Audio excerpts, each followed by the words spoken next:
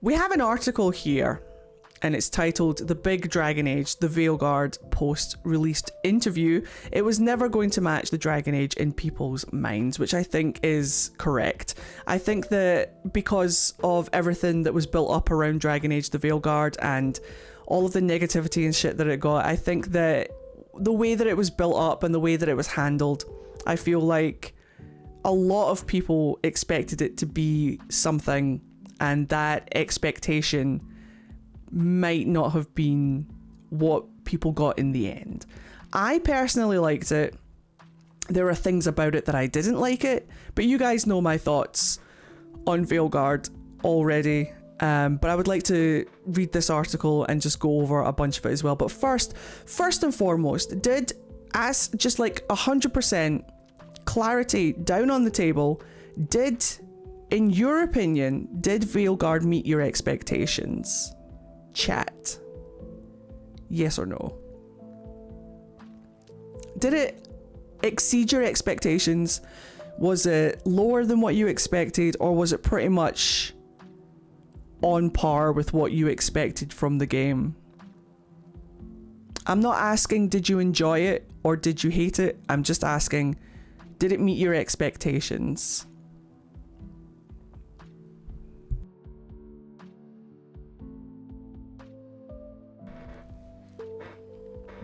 It's always really sensible to go in with no expectations. It's really sensible to go into anything and just enjoy it at face value. That's how I like to experience media. I go into an awful lot of movies without high expectations, without any expectations at all, and just kind of like experience it at face value. I think that that's just a sensible thing to do. A lot of people really enjoyed Veilguard, and I feel like a lot of their voices aren't being heard right now, and I don't think that's fair. I feel like a lot of voices are being drowned out with a lot of negativity right now, and I don't think that's fair. I feel like both sides should be heard. So, let's read the article and see what it says. The reaction, the making of, and what comes next. A lot of people did enjoy Veilguard. A lot of people did really fucking enjoy it and are still really enjoying it. Is it my favorite Dragon Age? No. Inquisition will take my favorite Dragon Age spot every time, but there's an awful lot behind Inquisition that I didn't like as well. I feel like people are working in finites. People are working in blacks and whites. You either love it or you hate it. Dragon Age isn't Marmite. Dragon Age isn't Marmite. There are things that I absolutely love about all of the Dragon Age games and things that I don't love. And that's just how games are. That's just how games are. That's how movies are. That's how books are. You can love something to death and still have like things that you don't like and wish that were done better. But let's read the article and see what it says. There's a line at the beginning of Dragon Age the Veilguard art book. By the way, how many of you have the art book? Because I don't have the art book, so I don't know what's in it. And I don't know what reveals or what things you guys have learned from the art book. But how many of you actually have it? And is it good? I am also too broke to own the art book. It's very pretty. I don't have any of the art books. There's been like an art book for past games as well.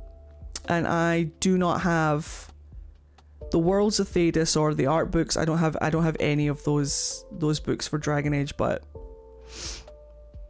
there's a line at the beginning of the Dragon Age the Veilguard art book in an introduction by art director Matt Rhodes, who was lovely, by the way, when I met him, where he says there was more artwork created for the Veilguard than all the other Dragon Age games combined, and possibly more than the Mass Effect trilogy combined as well. But then, the fourth Dragon Age game project has been extraordinary for BioWare in many ways. Yes, it has.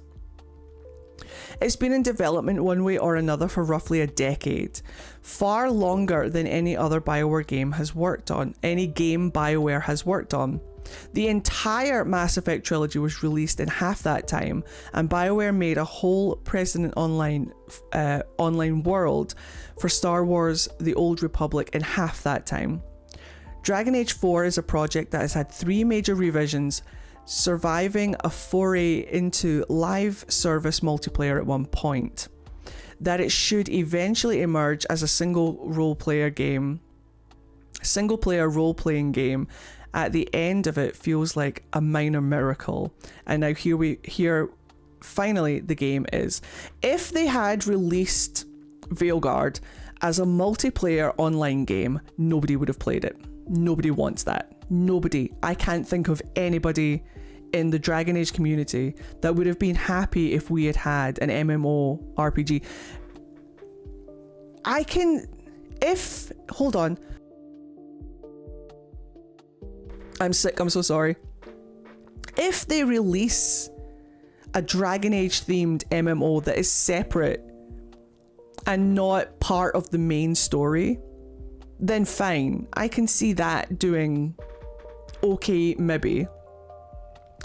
But to have it as part of the main story when the story hasn't like concluded or finished yet seemed ridiculous to me, and I am really glad that they didn't do that. But unfortunately it meant a lot of time was being put into trying to make it an online multiplayer game, which means that when that got scrapped eventually, they had to like rework making this into like a single player RPG. Final Fantasy XIV only works because it is its own story. Exactly. If it was its own story away from the main story, because like Dragon Age isn't Final Fantasy. Each Final Fantasy is its own story in its own world with its own characters and its own thing. You can play any of the Final Fantasies in any order because they're not a continuing story being told over the space of each installment. But Dragon Age is. So if you were doing a game with a continuing story and then all of a sudden, boom, like you say, World of Warcraft, it doesn't make sense. If they want to do an online MMO, then they need to do it separate from the main story. It needs to be its own thing that can stand by itself. But the problem is, as well, is that they wanted to make it like Overwatch. They wanted to make it like Anthem. And that doesn't work for Dragon Age. Make it like Final Fantasy XIV. If you want to make an online MMO, then make it like Star Wars. Make it like Final Fantasy XIV. Make it like that kind of multiplayer MMO, whatever. Just don't try to bring Overwatch into Dragon Age. And I know that EA just really wants to push for that, but I just don't think it's going to work in the Dragon Age franchise. So I'm glad they didn't do it. But a month after a release, there's uncertainty around the game and the series. Sales have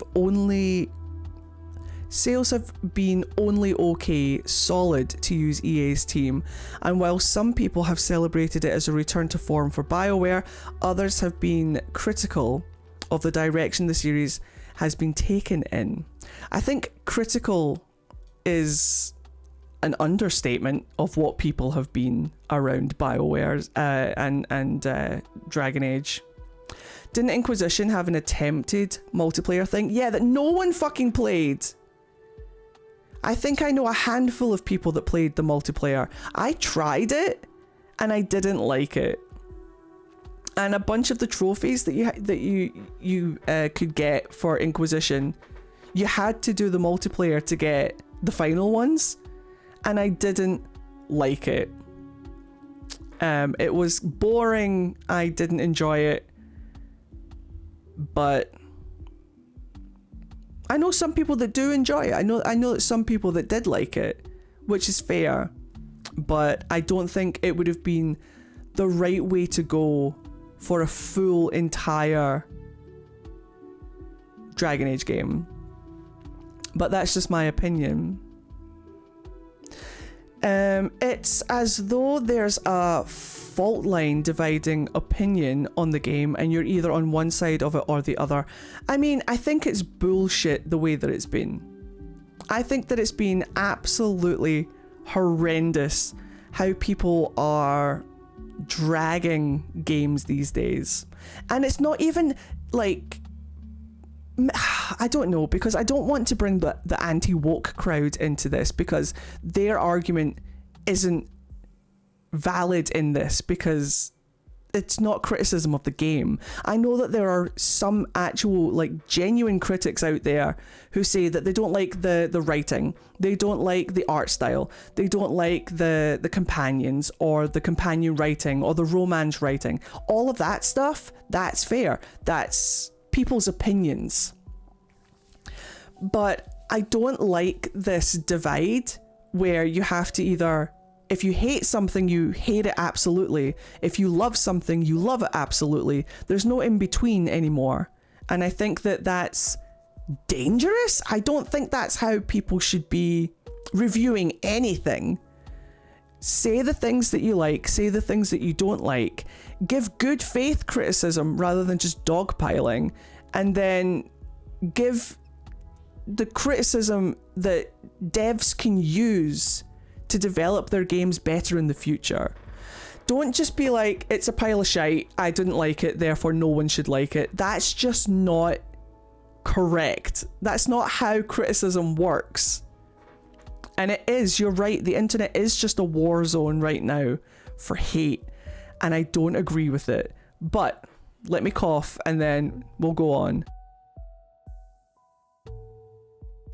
And I don't like how journalism is kind of like pussyfooting around it.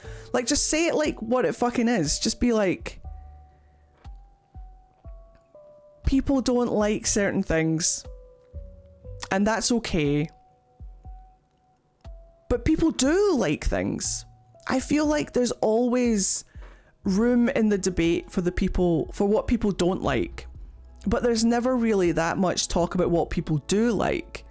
And journalism is all about, surely it's all about balance. Surely it's about finding both sides of the argument and showcasing both sides. Nothing is perfect for everyone, you're correct. There are things about Veilguard that I don't like. And the things that I don't like, maybe someone does like. And the things that they like, maybe that's what I don't like. It's all subjective, not objective. It's all opinion. It's all personal preference. It's not fact. I mean, there are some... You could say that bad writing is fact, but some people might like the writing. It's just creativity. It's going into a museum and saying, I don't like that painting, and the person next to you saying that's the best painting in the museum. Do you know what I mean? It's creative. It's all subjective. I adore hearing people talk about the things they love about a game, even if it's a thing that I don't love personally. The problem with the internet right now is that anyone who says that they like something is now seen as dishonest. And the only form of honesty that people see on the internet is hatred. If you either hate or be hated, you either hate or you're lying.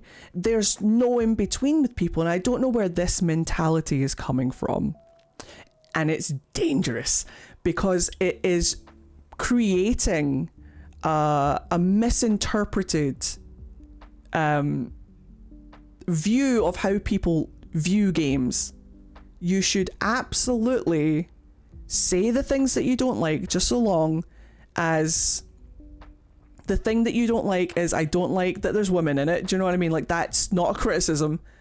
But if you don't like the writing, say why you don't like the writing. But if you don't like the writing, don't just be like, oh, well, I hated the writing, this game's trash, everybody should hate it because I hate it. That's not it.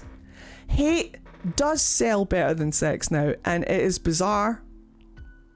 But unfortunately, here we are. Either you're lying or you should... Yeah, exactly. Either you're lying or you should... for having a different opinion. Look, have different opinions. The world needs to be full of different opinions. And they don't all have to match. They don't have to match. Variety is the spice of life and all of that. But if you're going to give criticism about writing or about art styles or about characters and stuff, at least make it constructive and in good faith. Stop trying to like destroy gaming industries just because you don't like this one game. It's really not that deep. But let's read, where did we get to? So where does Dragon Age go from here, and how does BioWare feel about it? As the dust settles, I sit down with two people at the heart of the project, game director Corin, woo, and series creative director John Epler, hey, for a chat. We talk about the reaction to the game, the making of it, and what, if anything, comes next. Note, there's one major spoiler here as pertains to the character Varric, and you may consider some other points of conversation slightly spoilery too. We're good for spoilers, right? At this point? For added visibility, some spoilers lie ahead. Let's see what they say. Hold on, I'm going to cough. Don't take it to such a personal place over opinion. I agree. One of my favourite mantras nowadays is don't be judgmental, just be curious. I like that one. So Eurogamer say we're roughly a month after launch now, so some of the dust and nerves have settled.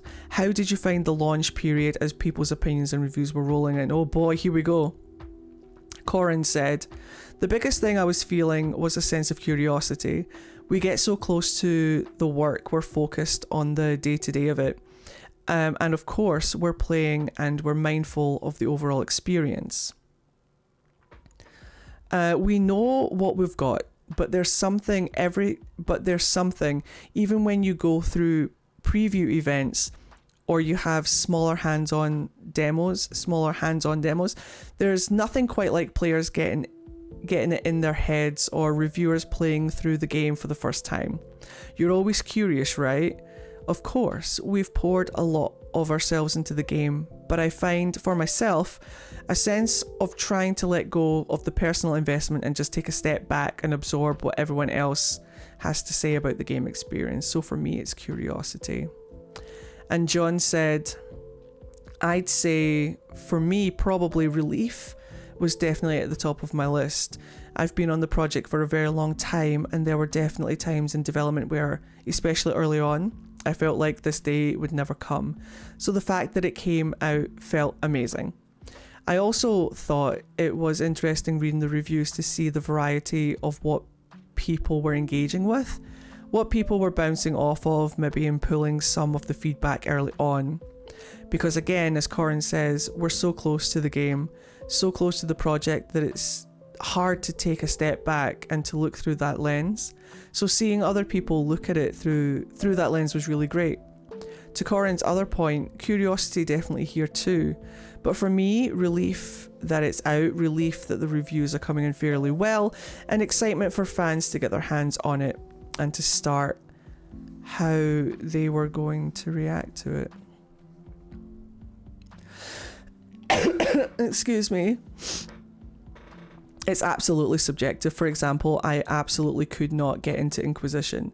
The pacing at the beginning dragged on for me, and the map size and the way the quests were structured were way too scattered. Veilguard fixed a lot of those issues for me.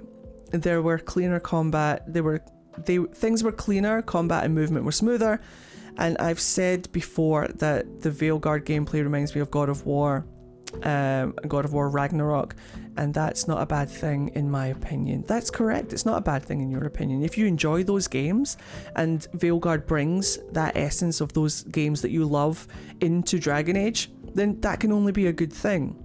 For me personally, the combat in Veilguard is the best in the series, and I know a lot of people agree with that, but Are our voices ever heard? No, because apparently now we are just lying about the game.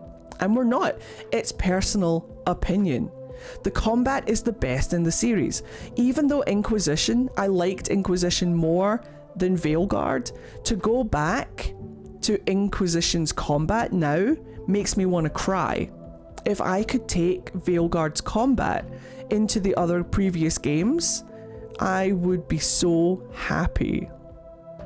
But I can't. So now I have to either play the game that I love and hate the combat, or never play Inquisition again, which is not going to happen, obviously. So it's all subjective, and I wish people would remember that. I love Veilguard's combat. For me, it's one of my favourite things about Veilguard. Like I say, there are things about Veilguard that I don't like. Combat is not one of them. Eddie, come on, we all know Origins Mage was top gameplay. No! Sucked! But again, that's subjective. Tons of people love the combat in Origins, and rightly so. If you love the combat in Origins, good for fucking you. We're never going to tell you that you're wrong, because it's subjective, and we ask for the same courtesy for the people who love the combat of Veilguard. So, did it surprise you at all how diverse reactions to the game were? Did you expect it? Isn't it interesting, Corin says. Did we expect it? Yes and no. We know...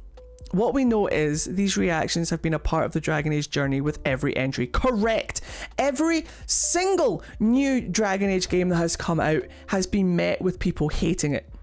Every single one. When Dragon Age 2 came out, everybody fucking hated it. When Dragon Age Inquisition came out, suddenly everybody loved 2 and hated Inquisition. Now that Veilguard is out, suddenly everyone misses Origins and fucking hates Veilguard. It's every single entry, every single new Dragon Age release has been that way.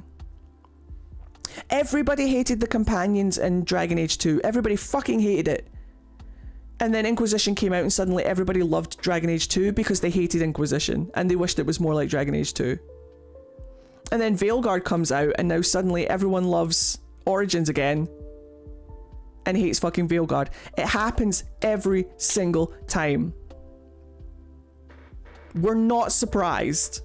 We've been in this for a long time now as Dragon Age fans. I am not surprised, but I wish it would stop. Nostalgia is a hell of a drug. It's not even that. It's just people are afraid of change. People are terrified of change. People like the way that things are, and then when something new comes out and it's slightly different, they're like, and to a degree I'm the same way. To a degree I'm scared of change, but you just have to like get used to it for a while, and then suddenly it's not different anymore. It's just the new norm, and once you get used to the new norm, suddenly it's not so scary anymore. But every single Dragon Age has been thrown under the bus, not just by rando haters on the internet, but by their own fucking fandom. Like, I have been keeping the Dragon Age fandom at arm's length now for decades, because sometimes I cannot stand the fucking fandom. But it's the same with every fandom. Every fandom is a cesspit. No matter what franchise it is, there's always that corner of the fandom that is just an absolute train wreck that I don't go near. My little corner of the fandom here on the internet, in our little community, has been nothing but lovely, nothing but supportive. There's been a couple of people who were maniacs, but they were swiftly dealt with. And now we're just here to love Dragon Age and Mass Effect and the stuff that we love. But it's a lot. It's a lot sometimes. But it happened to every single Dragon Age. And everybody who's been in the franchise for as long as we have knows that it's happened to every single fucking Dragon Age. And it's all been for different reasons. Like, Dragon Age 2, people didn't like Isabella because she was too exotic or some shit. They didn't like Dorian because what, gay? I don't know. What? And now they don't like Veilguard because woke. There's always these arseholes on the internet. Always going to be these arseholes on the internet. What's different now is that people are paying more attention to them and completely drowning out the side of the fandom that isn't that. And it needs to be more like this. Like, you can hate it, you can absolutely hate it, but you can't ignore the people that love it. It has to be on par. Oh, everybody loves Isabella now. Everybody loves Isabella now. Isabella's fantastic, by the way. Isabella was never not fantastic. But it was either she was too exotic or there was slut shaming her or some shit. I don't know. Balance.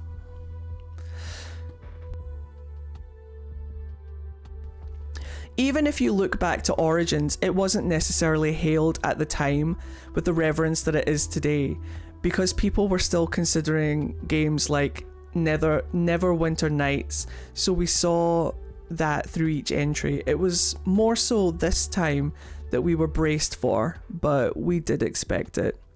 I also think that comes from reinvention. One of the unique, I often call it a challenge and an opportunity of the franchise, is that it does reinvent itself with every entry. I know that people don't like that.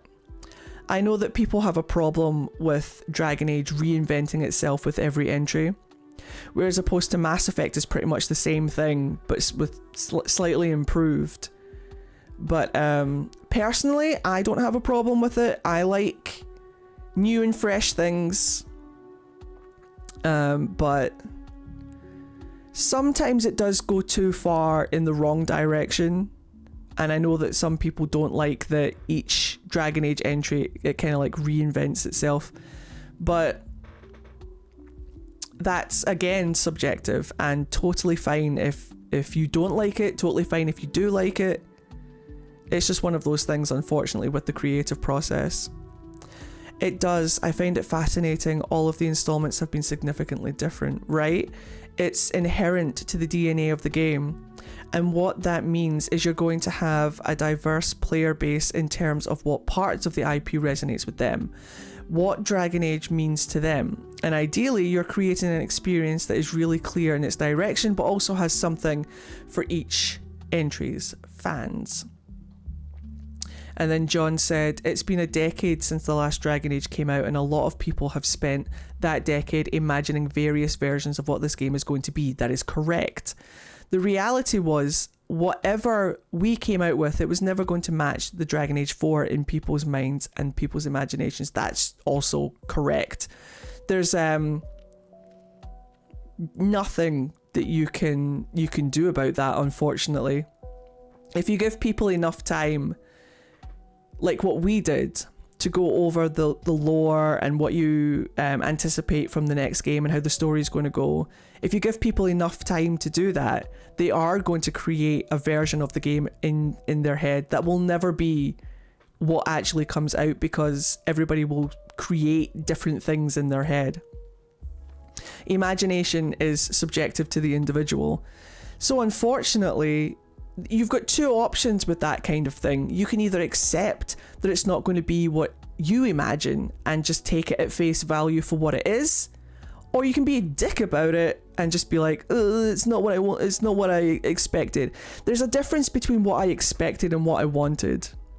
And to go in with the expectation that it's going to be everything that you expected it to be in your head is a little bit naive. But just so long as at the end of the game that you are satisfied with what you got, then you're winning. There are some things that I'm not satisfied with in the lore and the writing. But again, subjective. There are things that I don't like about the game that other people absolutely love, so...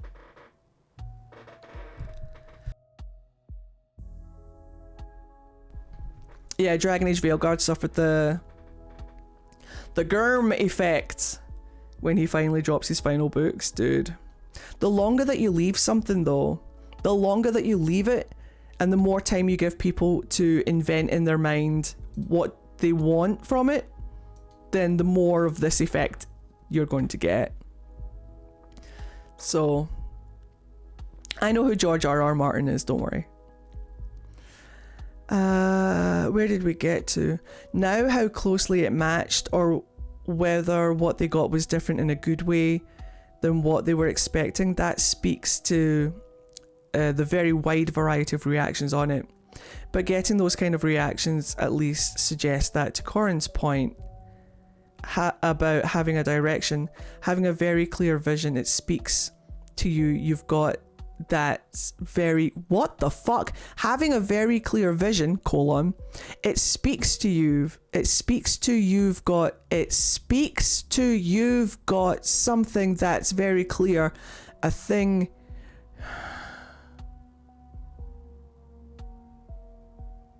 Can someone translate that sentence for me, please?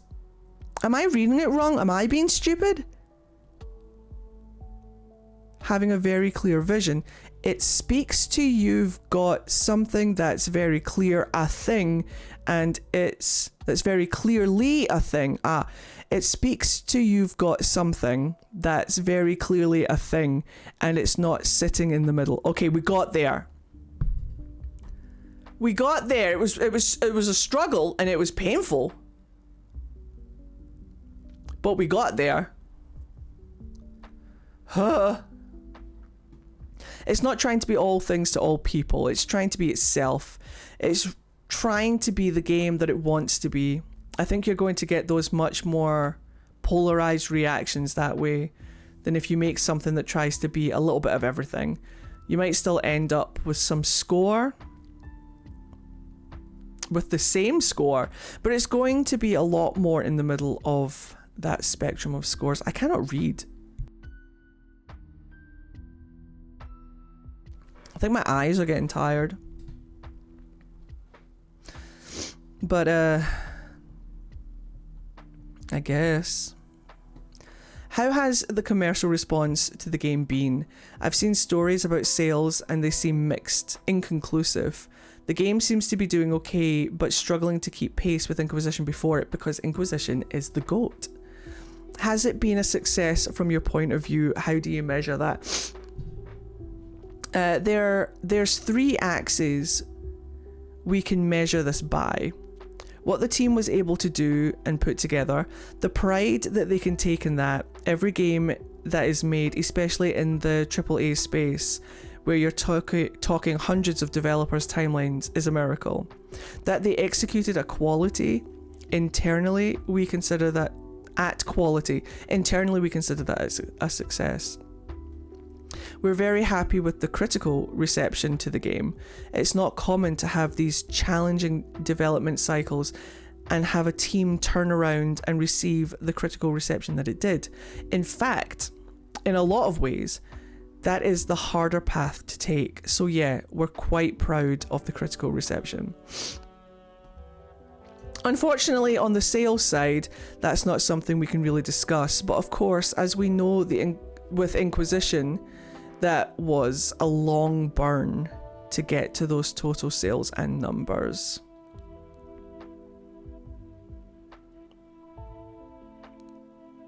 Thoughts?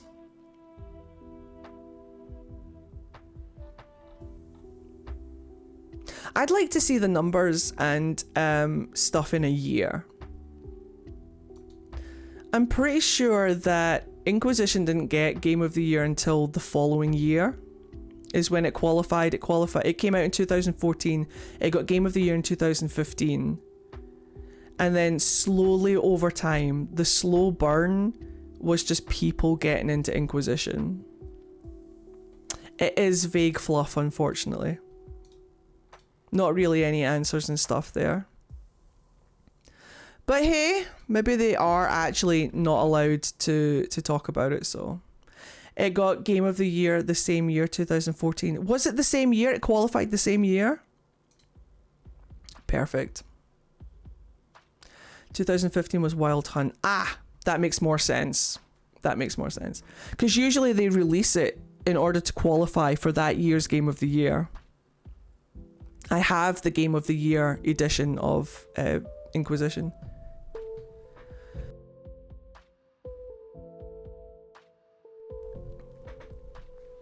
Don't take this away from me, Cass.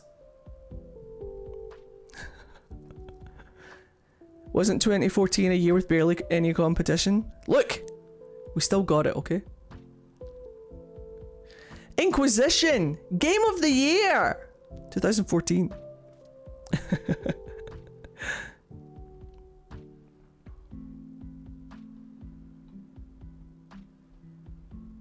God, this article is long.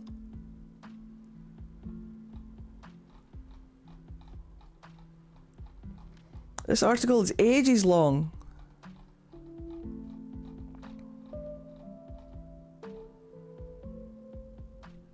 It's an interesting one though. Okay, I will continue.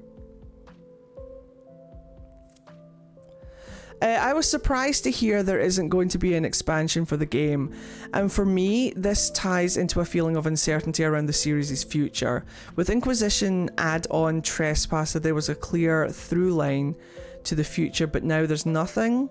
It's as though Dragon Age has just stopped and we don't know for sure whether it will continue. There are a couple of questions here. 1, can you offer any reassurance about Dragon Age's future? Is there a team of sorts working on it now? And 2, when did you decide not to do expansion? Presumably this was a while ago. There will be nobody working on Dragon Age whilst Mass Effect 5 is in production. I can guarantee it. Corin said, absolutely, yes, absolutely, absolutely. We toy with those ideas, of course. Do you think with the answers they have given and the no DLC major updates that there will ever be another Dragon Age game? Yes, I do. It might just be my own imagination, but a lot of the answers feel like they just want to be done with it. I think they just want to be done with Veilguard and move on to Mass Effect 5. But I think they're leaving it open in the future for possible future releases. But I don't think we're going to be seeing them for a long time. I think they want to focus all of their efforts onto Mass Effect for the time being. And that's just where their direction is going to be. It's not fair to say a game is failing when it only came out maybe a month ago. I know some people are saving up to use Christmas bonuses and to get the game. One of the things that I think people forget, especially coming from my point of view, is that I've been streaming and playing Dragon Age Inquisition specifically now for years, and a lot of people who have been coming to my streams, and I'm not taking full credit for this because I'm just using myself as an example. A lot of people have been coming to my streams and experiencing Dragon Age for the first time through watching me play Inquisition. Now that we have Veilguard, that opens the doors to a lot of things. I could be streaming Veilguard for the next couple of years, and there could be people coming into my stream, finding me randomly on Twitch, saying, ooh, what's this game? And deciding that they want to try it for themselves too. It literally came out a month ago. And everyone is so quick to put it on the pyre. A month after release. They want results and they want them now. That's not how these things work. That is not how these things work at all. You've got to give it time to breathe. You've got to give it time to cook. And it will. Cook it will. A lot of people cannot afford the game right now. A lot of people don't have PCs to play it on right now, or PS5s. A lot of people don't have these higher tech consoles and things. They're very expensive. And so are gaming PCs. And so are new games. They might be wanting to wait for it to come down in sale. They might be wanting to wait until they can afford a console or a PC to play it on. Everything's very expensive and we're right before Christmas. Let it cook. I'd love to see where we are in a year with this. But let's see what Corin says. In fact, John has an anecdote from years ago where there was a version of this where the siege of Weishaupt was the conclusion of that block of story, and then we continue from there. The decision was ultimately made that we wanted to take the approach of making this the most complete, contained start to finish story that could deliver some of those answers and present new mysteries. I love Inquisition add-on Trespasser. It really feels integral to the story of Inquisition and indeed the larger tale of Dragon Age. You don't want your players to miss out on that by not playing the DLC. It's one of the biggest criticisms that we had as Dragon Age fans, is that an awful lot of incredibly integral lore beats were locked either behind DLC or in books that people didn't know existed, books and comics. A lot of people complained about that. So they probably heard that criticism and wanted to put everything that was important into one singular game and not worry about DLCs and stuff. Because that's extra content that you have to pay for, that not everybody's going to pay for. I remember when I opened up Inquisition for the first time, and I hadn't played any of Dragon Age 2's DLCs. I hadn't played Legacy. I had no idea who Corypheus fucking was. I didn't know why Varric and Hawk were saying that they had killed him and he was dead on the ground. I had no idea what that was. It was something that we talked about when Inquisition first fucking came out. So the reason that they're not doing DLC and stuff is because they're trying to put all of the story into one space and you don't have to worry about buying extra DLC to get important story lore beats. I can understand why they're doing it. I can understand why people are disappointed. Everybody loves DLC. But at the end of the day, if all of your major story beats aren't in the main game and you need the DLC to understand the next installment or the next game or what the fuck's going on, a lot of people have complained about that. So, the books are fine. But if you're going to put key story beats that impact the games and make the games make more sense in the books, at least fucking advertise that. A lot of people don't even know the books exist. If it was just extra lore that explained a lot of stuff, then that's fine. But there's like real story beats behind the DLCs. Like if you didn't play Trespasser, Veilguard isn't going to make much sense to you. And if you didn't play Legacy, Inquisition's not going to make much sense to you. Also, if you didn't play The Descent, who the fuck's Volta? Do you know what I mean? Like it's one of those things.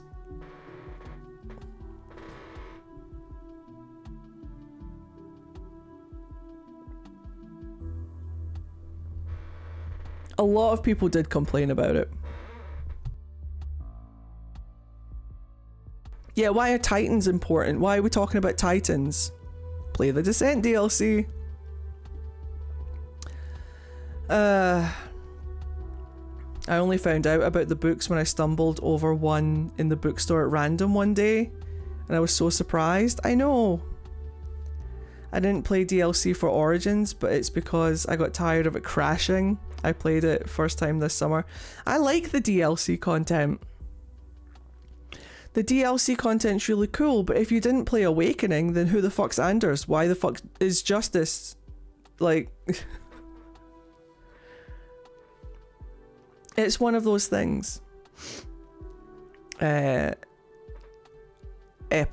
The other side of it, honestly, was Inquisition did end with some fairly hefty dangling plot threads obviously there's the post-credit scene with Solus and Flemeth, and it felt at the time that wasn't Trespasser. Oh no, it's Inquisition.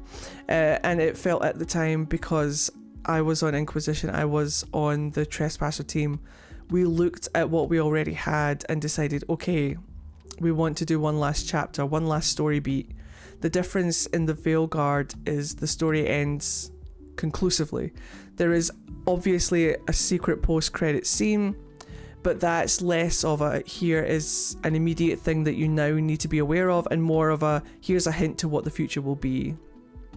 A lesson that I've learned: don't ever try to make a direct sequel to a game 10 years later, because oh my gosh, that's a challenge. It makes sense. But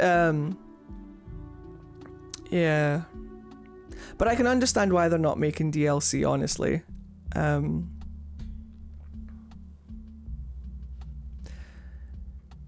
I can understand, and a lot of their resources and focus now is going to be on Mass Effect 5, so I reckon they wouldn't want to be they wouldn't want their attention divided between DLC and Mass Effect 5.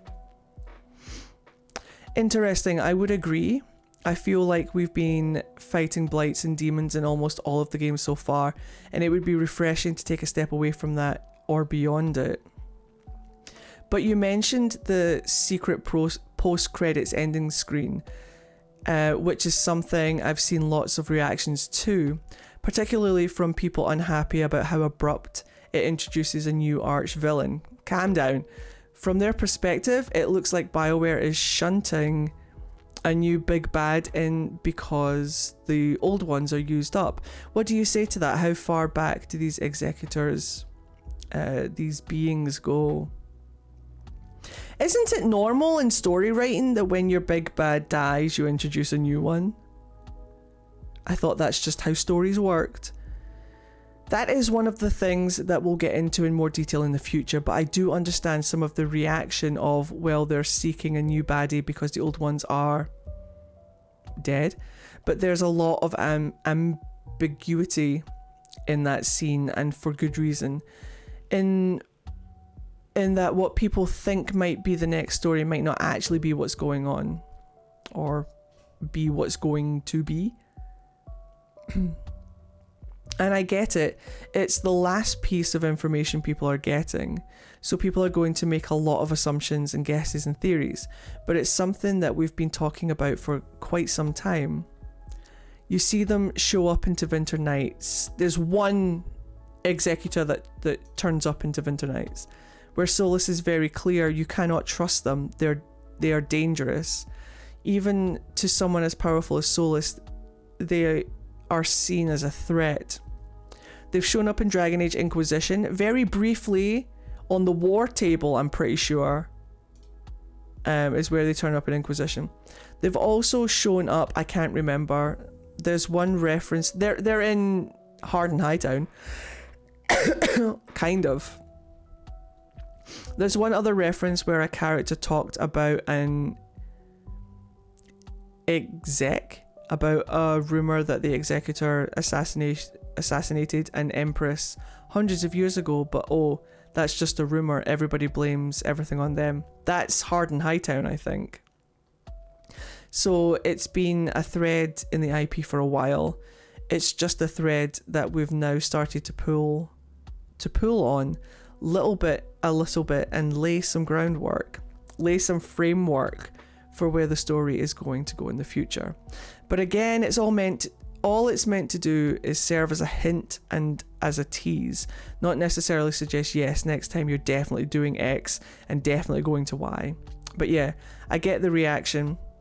Again, there's very little information, but that's by design. We want people to at least start filling in the blanks themselves, and then when we actually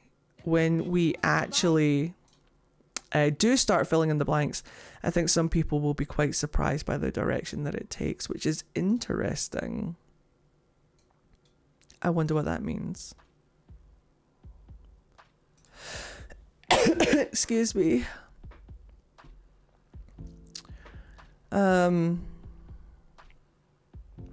one of the things we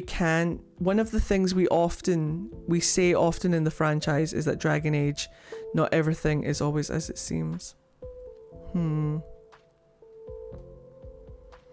Intriguing, and I love how you casually refer to them as execs. This is this big new villain. I want to jump back in time quickly here because I've been amazed reading the new art book at the revisions this project has gone through, and by that, and by the many ideas you've had for it. John, you've been on the project the whole time, I believe. Yep. I read that after Inquisition there was a whole Covert Commandos theme for the game. Was that the multiplayer stuff? Man.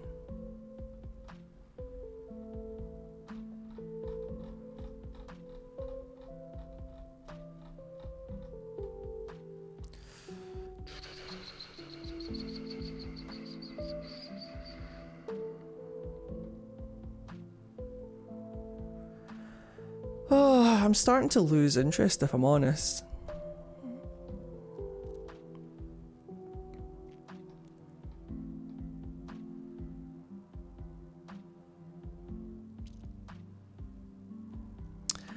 Ooh. It's just not groundbreaking information. And it is more behind the scenes, and I get it. But really, ultimately,